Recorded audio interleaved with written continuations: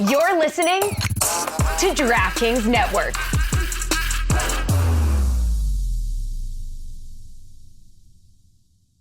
Ryan Reynolds here from Mint Mobile. With the price of just about everything going up during inflation, we thought we'd bring our prices down. So to help us, we brought in a reverse auctioneer, which is apparently a thing. Mint Mobile Unlimited Premium Wireless. How to get 30, 30, bit to get 30, bit to get 20, 20, 20, bit to get 20, 20, bit to get 15, 15, 15, 15, just $15 a month? Sold! Give it a try at mintmobile.com/switch. $45 up front for 3 months plus taxes and fees. Promo rate for new customers for limited time. Unlimited more than 40 gigabytes per month. Slows full terms at mintmobile.com. Now's a good time to remember where the story of tequila started. In 1795, the first tequila distillery was opened by the Cuervo family. And 229 years later, Cuervo is still going strong. Family owned from the start, same family, same land. Now's a good time to enjoy Cuervo, the tequila that invented tequila. Go to Cuervo.com to shop tequila or visit a store near you. Cuervo, now's a good time. Trademarks owned by Ekblad, SAB the CV. Copyright 2024. Proximo. Jersey City, New Jersey. Please drink responsibly. This is the Dan Le Batard Show with the Stugotz podcast. Today's episode is sponsored by DraftKings. Stay tuned because you'll hear more about DraftKings and all it has to offer throughout the show. DraftKings, the crown is yours. Happy Monday, everybody. It's Mike. Dan and Stu are off today. Amin Hassan's supposed to be in. He's got some travel issues. He'll be joining us in progress. But thankfully, I have a good team around me, half of which was at the parade yesterday. Jeremy did some bang-up work out there. You got the clip. You got the clip. And even if you were watching at home on the broadcast, the way that they directed it, they missed the meat of it. You don't have a shot of Aaron Ekblad saying it. Do we have that video of Aaron Ekblad saying the thing that will resonate from this parade? Because I thought all in all, it was such a perfect South Florida parade for hockey. It had all the things that are good about South Florida and it had all the bad things about South Florida, especially when it comes to hockey, but I thought that South Florida acquitted itself nicely. Here is the moment, courtesy of Jeremy Taché on X. Aaron Ekblad, one of the leaders on this team, comes out with the traffic cone, and for context, Brooks Koepka was famously caught at a Panther game saying, "Ekblad, you stink, you're a traffic cone," and that's how you know Brooks Koepka is a real Panther fan, because this is not something, yes, granted, Aaron Ekblad, you get one over on Brooks Koepka. Brooks Koepka, no one calls your fandom into question. You are not an actual Panther fan if Aaron Ekblad hasn't frustrated you several times over. But credit to him, he stopped Connor McDavid 1v1. He had that moment. And Jeremy, you got this moment from the parade. You, Brooks Koepka! Woo! Jeremy and Roy, specifically, how are you guys doing? I asked you before the show if you did the old-timey Looney Tunes thing of just putting your bare feet in a hot tin of water with a thermometer in your mouth. I am a fair weather fan. I was on my way to the parade. I was driving down from Orlando. I got as far as the Galleria Mall, and the downpour was just too much. I couldn't leave my car to get to the place. Unfortunately, I left Orlando maybe a bit late, and I realized after being rained on all weekend, I can't do this, but you guys had your jobs to do. You guys had to cover this momentous occasion. You couldn't just do what I did, which is just watch it from my couch at home. How are you guys doing? Are you feeling okay, Stuffy? Oh, yeah, I'm feeling all right. Actually, at the parade, the current shirt and jacket I have on is a replacement from the shirt that I actually wore at the parade. I went to the Tommy Bahama and got myself a Panthers Championship T-shirt. And at the Tommy Bahama? Is that your first ever Tommy Bahama purchase? It is. Okay. Jeremy, you got, not only did you get rained on, but Ryan Lomberg, I see it in the videos being looped behind Tony. He dunked a beer all over your head. It was a truly. It was amazing. It was truly amazing to have that experience because I was already clearly soaked by the rain for hours and hours of downpour. Lomberg came up and clearly wanted to have that experience, but it was such a special day and something so unique. I'm definitely feeling it today. I'm exhausted. I think you can hear it in my voice. But like to be in the fans and all these people who through thunderstorms, through lightning, literally making static electricity come through the speakers from the stage, everybody stuck around. the fans that were lined up at 6 or 7 a.m. alongside the barricades, it was like nobody left, and everyone was there through literal thunderstorms, waiting out and having an unbelievable time. I love the fact that one of the last things that Ryan Lomberg will do as a Florida Panther is pour beer on the top of Jeremy Tashie's head. I'm happy about it, too. I'm sad that Lomberg is going. Yeah. Yeah, but at least he gave us that parting shot. And I was bummed that he didn't take the microphone at one point, but it seemed as though nobody who was up for a contract extension spoke except for Sam Reinhart, who sent a video message. By the way, your friend, bad job. Bad job by your best friend. Sam Reinhart skips a parade because he's supporting his best friend who's getting married. Be a little bit better with the calendar. Maybe move that one into July. Yeah. I don't know, man, because next weekend would have been July 4th weekend, and that's a whole thing. Yeah, right? no, look, you get married when you get married, and Sam Reinhart missed like 3 opportunities to make sure that this conflict wouldn't pop up. But then he got the game winner in Game 7. But the good news that a lot of Panther fans woke up to, and there was a lot of momentum for months and months and months, it was assumed by people close to that organization who cover that organization that Sam Reinhart would be coming back to the Florida Panthers. And these terms are tossed out like hometown discount. Look, this is a player that really fulfilled his promise. He came into the league with a lot of hype, struggled early in Buffalo, came here, became a 50-goal scorer after not being a top liner initially. He had to work his way up. Perfect partner for Barkov on that line. One of the sneaky better two-way players in the league. Sam Reinhart does not take defensive possessions off, Roy. He was 4th in the Selke voting for best defensive forward this season. So you got to imagine this ages pretty well because the annual value on this contract's $8.65 million. That is a bargain for a 50-goal scorer that is a two-way player that scored the game-winning goal in Game 7. You consider what Forsling's number is, and that discount applied. You're paying those two players, who are elite players, about $14 million. Panthers right now have about $11 million clear, and a lot of free agents. I don't know how Brandon Montour comes back. That doesn't seem possible given some of the money that is being spent on defensemen in this market. He may have to go get his money. Also, you can't bring him back and pay him more than Forsling or that much more than Forsling. So that one's a little bit tricky, Jeremy. Yeah, I mean, it's going to be a different look in the surrounding players. But what's special about what you have now is a team that just won the Stanley Cup and so many talented players in your core locked up, not for like 3 more years. Sam Reinhart's now here for 8 years. Matthew Tkachuk signed a long contract with you initially. Alexander Barkov's going to be here forever. Just 28 years old, and he's already been here forever. Right. So to have this group locked up long-term, not for 3 or 4 seasons like you might see in the NBA, but here in the NHL, 8 years of this group, it's really a great time to be a Panthers fan. And the Panthers still have to re-sign Anton Lundell, who's a restricted free agent. Yeah, where do they think that deal's going to fall in between? Because a restricted free agent, he's going to get some decent money. He is presently a third liner, one of the better third liners, and again, fits the identity and culture of a lot of these players, are two-way players. Probably going to get his, so that's going to eat into your chunk. You look at the available free agents right now for the Florida Panthers. Maybe Stenlund comes back. Stolarz is getting interest. He had did Stolarz have the best goals against average in the league? Yes. Your backup goalie, he could probably command some like mid number 1 money out there. Jessica and Tony and JuJu, my experience, I don't know if you guys spent your Sunday watching on TV. It was all across the local channels. They all gave up on the dump button.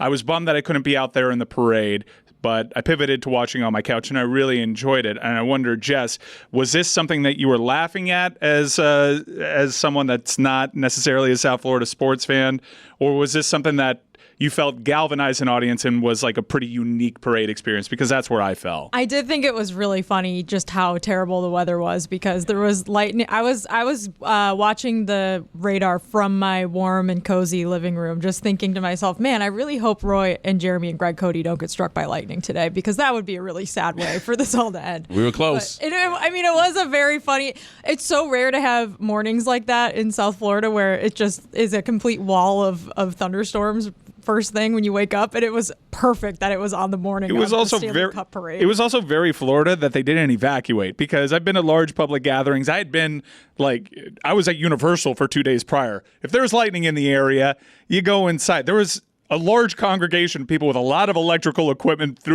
next to a very large body of water. They were not moved. Out on the ocean, I was looking out on the ocean, right, and I saw this big wall of clouds with rain coming down, but I also saw 4 freighters out on the ocean. And about 10 minutes later, gone. A wall of rain made them disappear. The people didn't get moved out, which I found curious. Logistically, probably more dangerous. I'm sure someone was crunching that, but I've been at Lollapaloozas where they evacuate the entire grounds. If it were a golf course, the siren would have been going off all morning. There would not be people out there. Thankfully, no one got hurt, and by the time you got to the end of the parade, it added to the aesthetic. Everyone's soaking wet from just pouring beers. I've never seen someone wandering through a parade with a bucket of beer. And that's what he had 10 glass bottles in a bucket that I think he literally picked up at the Elbow Room, that he just made a pit stop along the way. He got out of the bus, went to the Elbow Room, got a bucket of beer, and also took a dip in the ocean. Tony, you've recently caught hockey fever. Were you spending your Sunday on your couch watching the parade? I had a couple things to do, like family things. We had some lunch that I had to attend. So I was watching on social media. My brother-in-law was there at the parade. So he was sending us videos of like the downpour and just like everybody soaking wet, just like having fun and stuff. I would never have gone to that. Not because I don't love the Panthers. But it's in Broward. One. It was in Broward. 2, the rain. Like, you have to get ready for a rain situation like that, right? Like, I got to get my shitty shoes. I got to wear socks I don't really like. Like, the swag can't be on 100 because I'm getting soaked the entire time. Plus, I don't think I'm a poncho guy. Yeah, Jeremy, you did not wear shitty shoes. No, this was a nightmare. Because I did not. Yeah, well, allegedly is fair. Well, he did not wear his shitty shoes. Right, not my version of shitty shoes. Sorry, Still shitty shoes generally.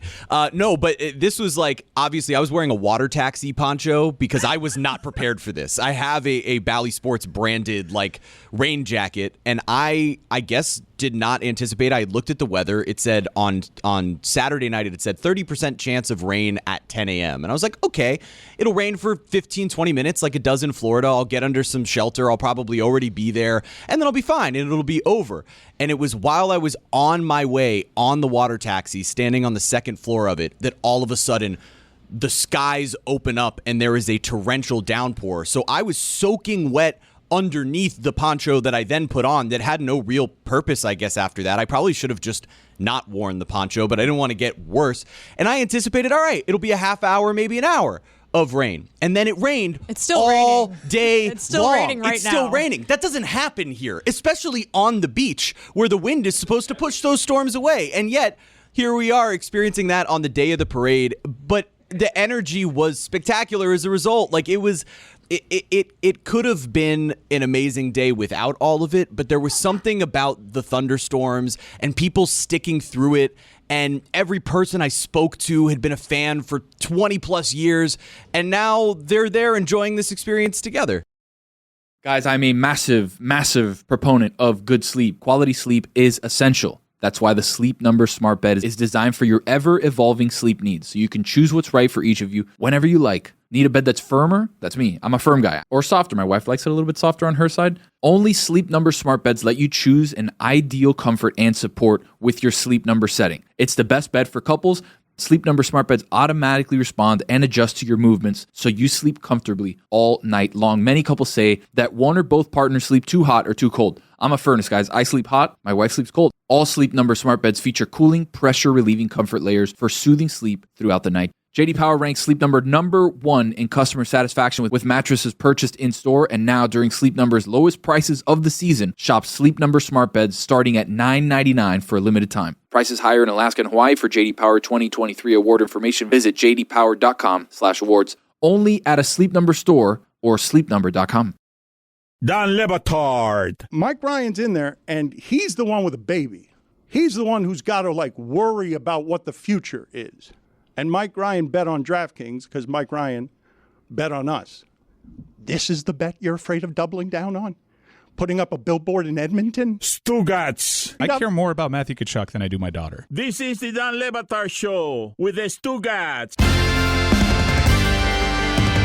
First of all, rookie mistake. You have to follow the National Weather Service on Twitter that's because on me. they were on top of it from the moment I woke up yesterday morning. I was like, ooh, this is going to be interesting. They might have to call off this parade. I was worried about getting sunburned. Second thing, are the videos of the players on the buses waving to like 6 people fake news? Like it seemed like the parade route was not well. The bad video that's circulating is literally the start of the parade where the bus came around Las Olas and you could see the very edge of the parade on one side. So the further you got in and the deeper you got toward the stage down A1A was where the majority of people were. This happens every parade. Sounds like they should have had their parade in Boston.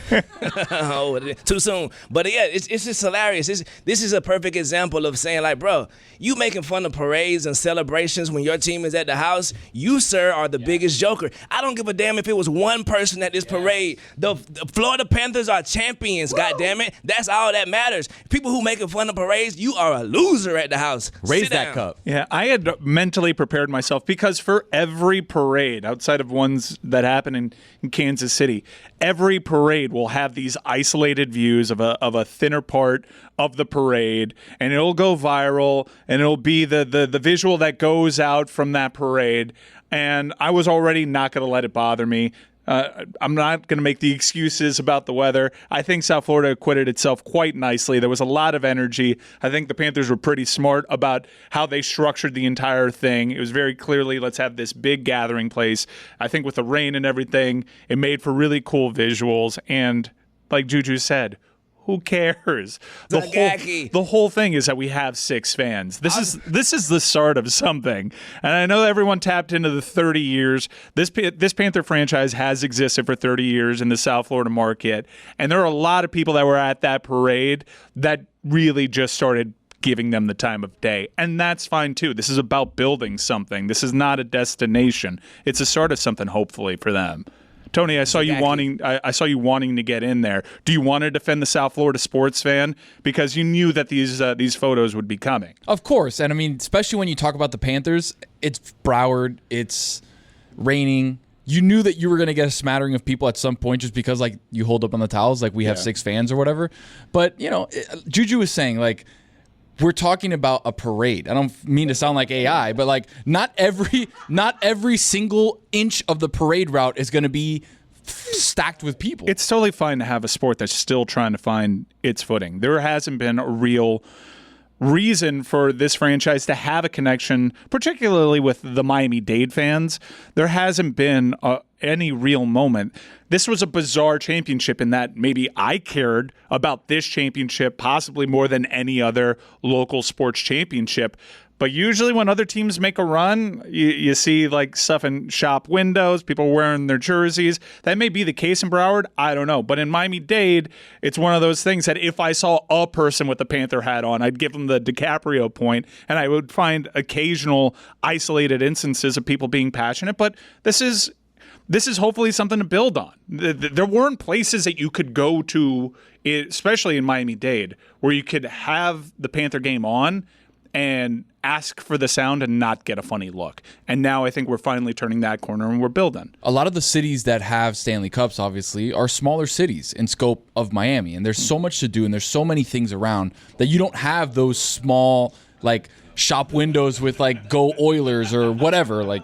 Well, I don't know about that. I mean, Boston, Chicago's pretty big. The original York, 6 Los are, Angeles. the original 6 are Columbus, big markets. St. Louis. I think it's totally fine that we lean into the Columbus does not have a Stanley Cup. But you know what I mean, right? The sideshow appeal of Florida. This is totally unique. They had a parade.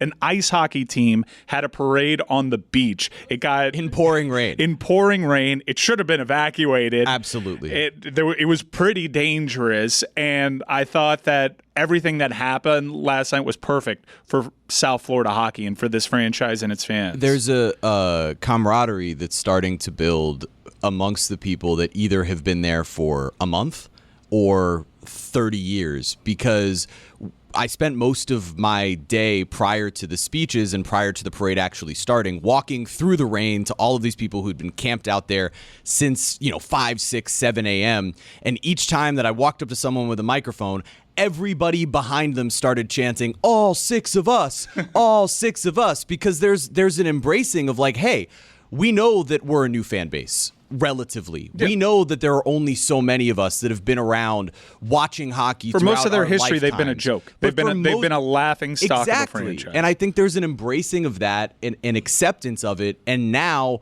wanting to prove like, hey, like you said, Mike, this is the beginning of something special. This isn't the end, but everyone was celebrating like it was the last day on earth. That's what the drinking was like. The hugs, the screaming, it was spectacular. Well, you never know down here. When it rains that much, that's also true. It could actually be the last day. Yeah, I'm embracing we live in a major city. The Tri-County area is huge, even though it's all #1 territory. And I'm embracing the boutique aspects of this, the novel aspects of this. And I hope that, much like what happened in Tampa, where the seeds were planted in 2004, and unfortunately, they're one of the great hockey towns in North America now. I can't imagine if there wasn't a lockout, a work stoppage after they won their first cup, but they kept building and almost had to kind of hit the reset button, start again, and they built the right way. And I really think South Florida can grow to really deeply appreciate hockey, but they got to have this kind of success. They have to keep making deep postseason runs. And I do think that we'll see the tide change a little bit, and maybe you'll see a few more Panther logos in mom and pop shops, and maybe you don't have to point at 3 people at the Publix. Maybe the Publix is adorned with Panther stuff. Well, it was a grassroots situation in Tampa. I mean, they built from the ground up over there, and I think the Panthers have to do the same thing. Now they got that new facility in Fort Lauderdale with the War Memorial. They built a couple more rinks.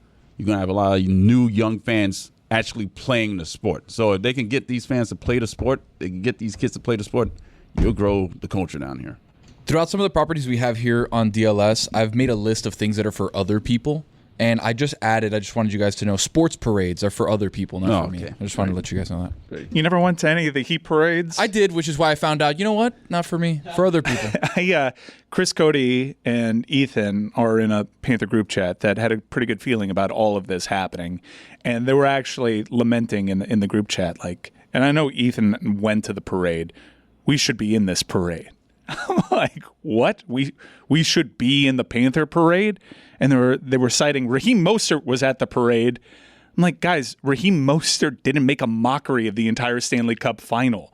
Of course they said no. You think that's why we weren't in the parade? I think we weren't in the parade because we were asking damn near 2 weeks before they actually won the thing. And I think the Greg Cody thing didn't help. And I think largely our show treated this we weren't reverential enough to Lord Stanley or the Florida Panthers. And I think Dan is naturally predisposed to want to make fun of sports. And I read an article about in Awful Announcing. No. I read an article in Awful Announcing that made it seem like, for once in our show's really toxic history, they finally found a cause that united a lot of listeners. And that was cool to have that perspective, that people in Columbus, Ohio were rooting for the Panthers because they never gave hockey the time of day. And they've been hearing about Roy Get the Table and the CPR line and Randy Moeller goal calls for our show's 20 years. And they felt some kind of tie. I will say that it did not unite this show.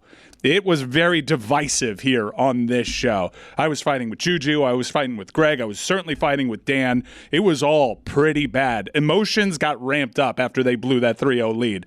Telling you. I mean, the argument you had with Greg broke contain. I was at Notre Dame last weekend, and people that do not watch hockey or the Batard show were like, hey, so what's the deal with that Mike guy? So, yeah, it wasn't a good look for me, and I knew that going in there. But you know how Dan does these things.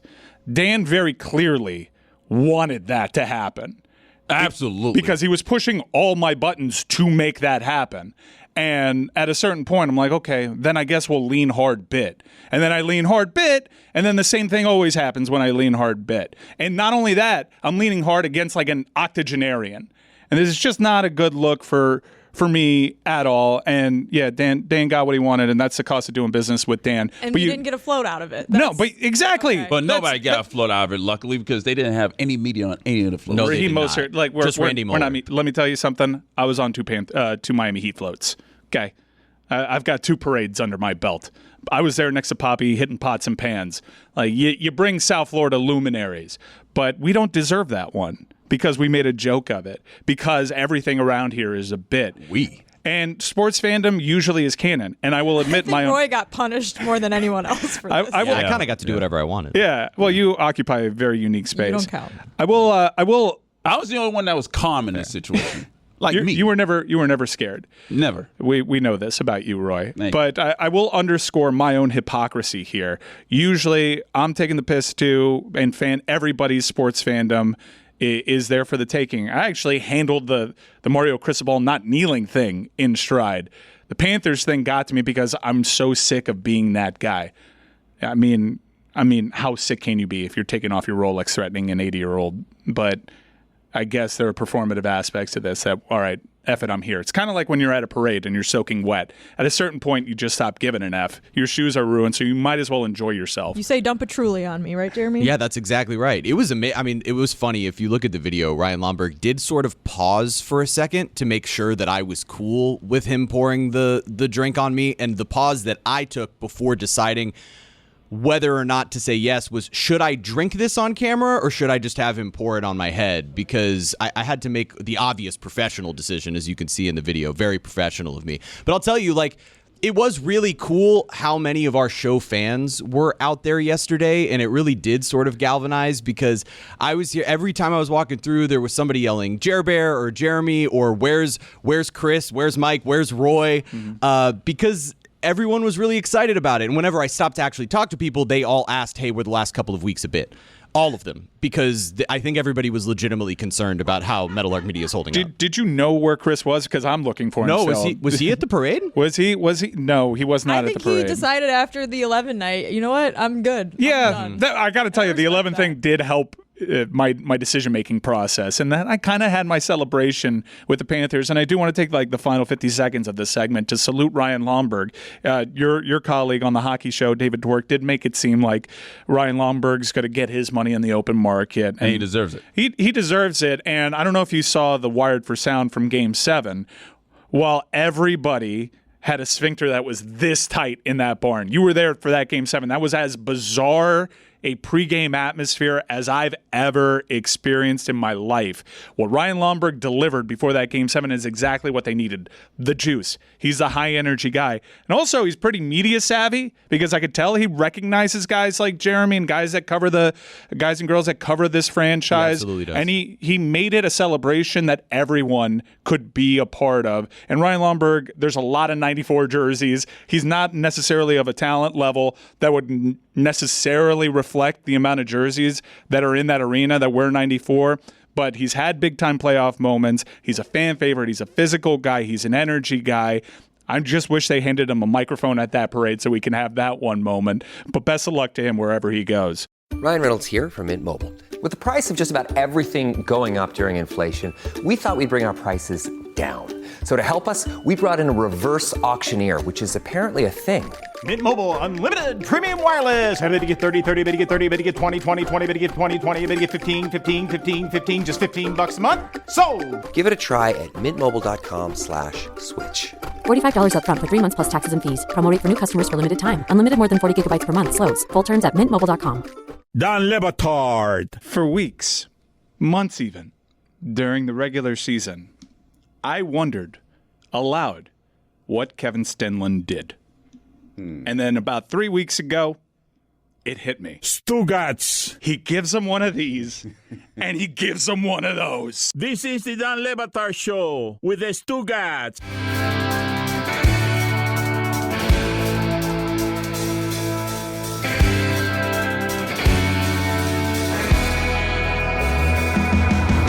Going to get all the Panthers shots up here in the early going, as this is more local and before Amin comes in here, because it's a fascinating time in the NBA. Paul George is headed to the Sixers, and the Miami Heat haven't done much, so we'll speak to that when Amin joins us. But there is a move that appears to be happening in the NHL, and I heard a lot of F the Lightning chants at the parade out there yesterday. Well, that was about the thunderstorms and lightning, not the Tampa Bay Lightning. They leaned in, and they took their both. pot shots. Chucky took another pot shot at Edmonton. And I didn't even realize the symbolism of the Lightning almost ruining another Panthers Stanley Cup. But not phased. The symbolism here, Jess, is that, once again, the Panthers are unfazed by the Lightning, not the other way around. You're talking about ancient history at this point. But, the Lightning ending the Panthers parade, it would have been terrible. It would have been cool. And you couldn't let that one happen. But else. while that parade was going on, the Tampa Bay Lightning made a very interesting move. They clear about $11.5 million in space. The Stugotz trade to Utah caught a lot of people off guard. Stugotz gave Tampa a big emotional lift coming back from a gruesome compound leg fracture. Really good player when I don't know if he's ever going to reach those levels again, but might have been a difference maker had he been healthy for that entire series against the Florida Panthers. Who knows? Him coming in during the series got them that one game. Yeah. Oh, the pop that he got, I was there for that. It's crazy, and he's a good player. But he gets moved, and you assume, okay, if they're clearing all this space, they're clearly far apart on Stamkos. Maybe this is about getting Stamkos his money. Not the case. Steven Stamkos appears to be headed to one of 4 franchises in Nashville right now, getting a lot of the hot buzz. I think betting favorite for him to go to Nashville. But the room that they cleared was for Jake Guentzel, which is a surprising move for the Tampa Bay Lightning. Everyone assumed that if Guentzel does test the market, it won't be there because they don't have the room for him. The wide expectation was that he was going to re-sign with Carolina. Doesn't end up happening. Apparently, they felt like they had a deal, pretty much the framework in place, but then the open market changed things. So Guentzel goes to Tampa Bay, and this is a big-time acquisition for Tampa Bay. But Roy, here is my pro-Panthers spin on it. Guentzel, and I know the analytics like him, and he does some things off the puck that you don't necessarily see. I see, not talked about enough, a smaller winger that you could push to the boards and will go missing during key stretches. Didn't they just have that with Kucherov?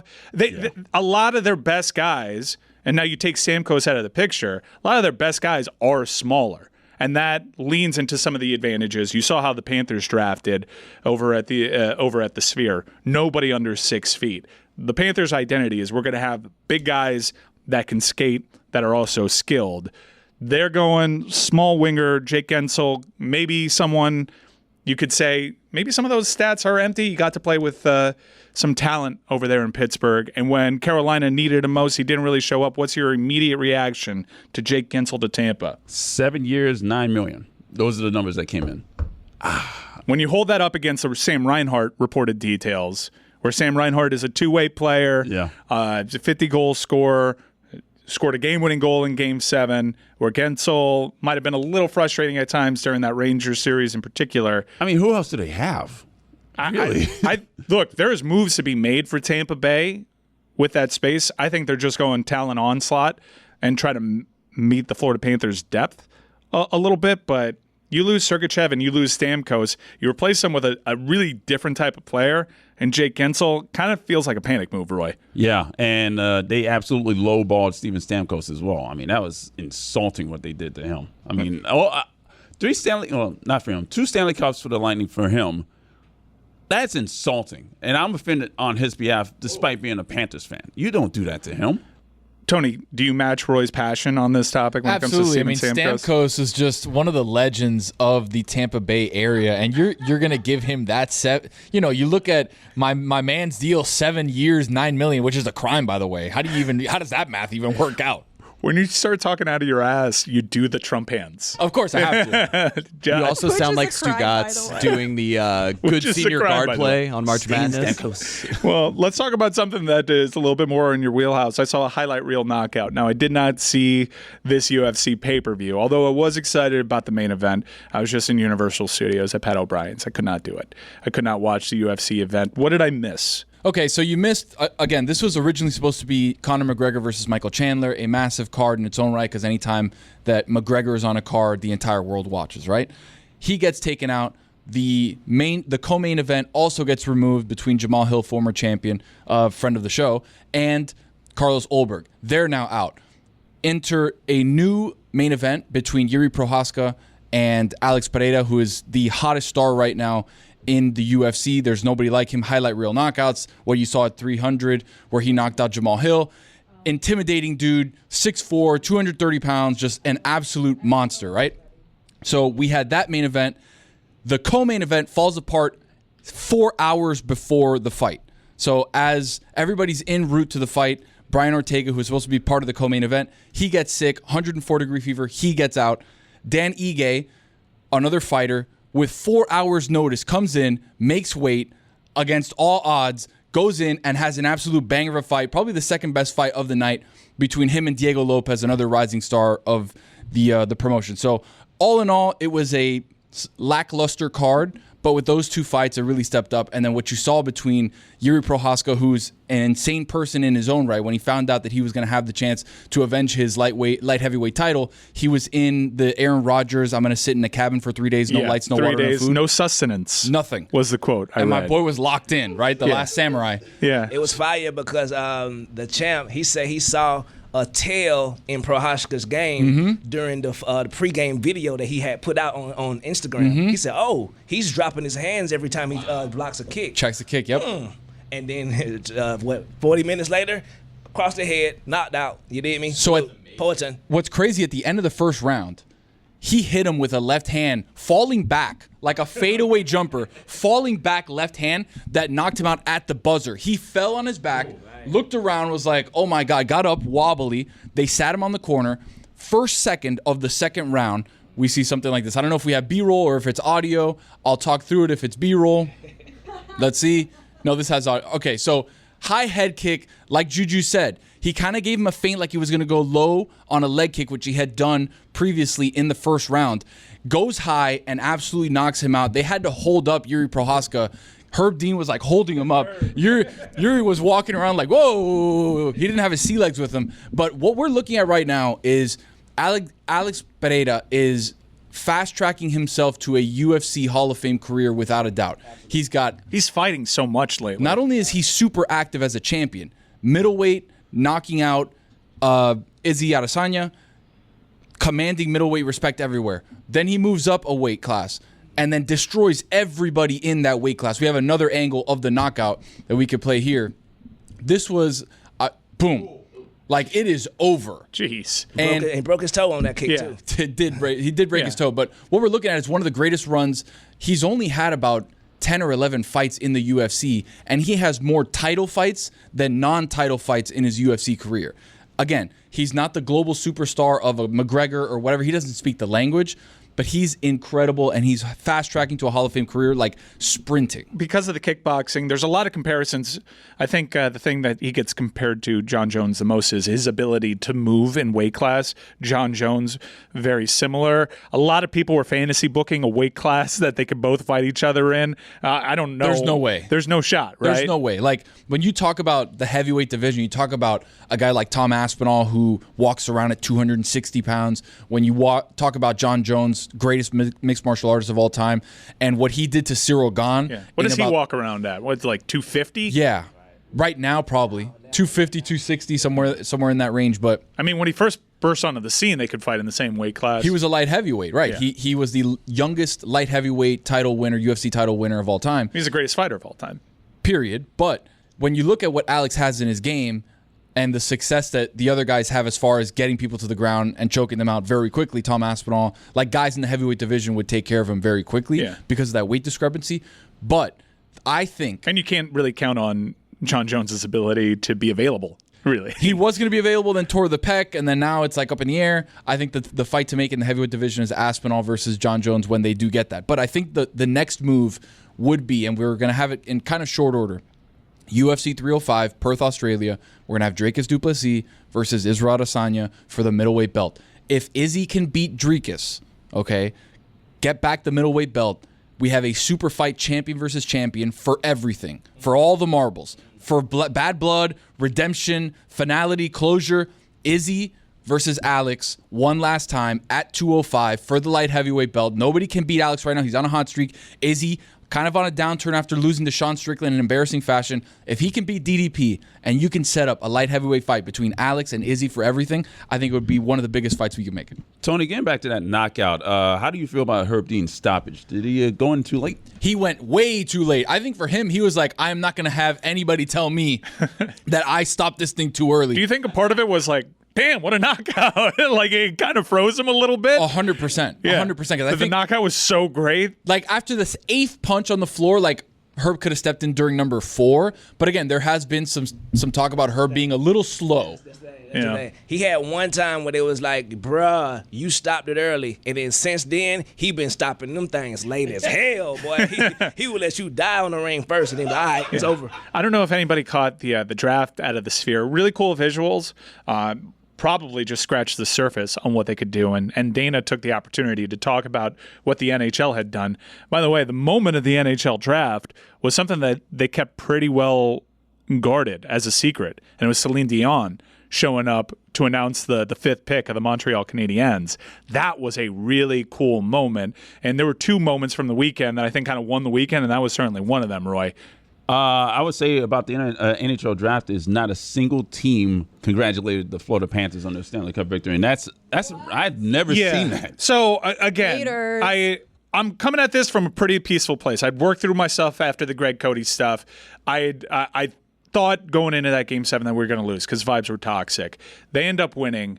So I realized Tony has a Collabo shirt. Can I tell you about what Tony tried to do to me? The shirt that Tony is holding right now. In your hand. Go ahead. Give yourself some shine. Sponsored by the haters. Left, actually. Collab with Daly and my. Yeah, you did a collabo with Daly. We love Jonathan. We love Daly. Great guys. I got a text message from Tony saying, hey, limited supply. Would like to get you a shirt. $45. Same. This is the plug that I put him in touch with. It's my plug. And he's asking me for $45. Just in case you wanted to buy others for somebody else, I got you on one. You know that.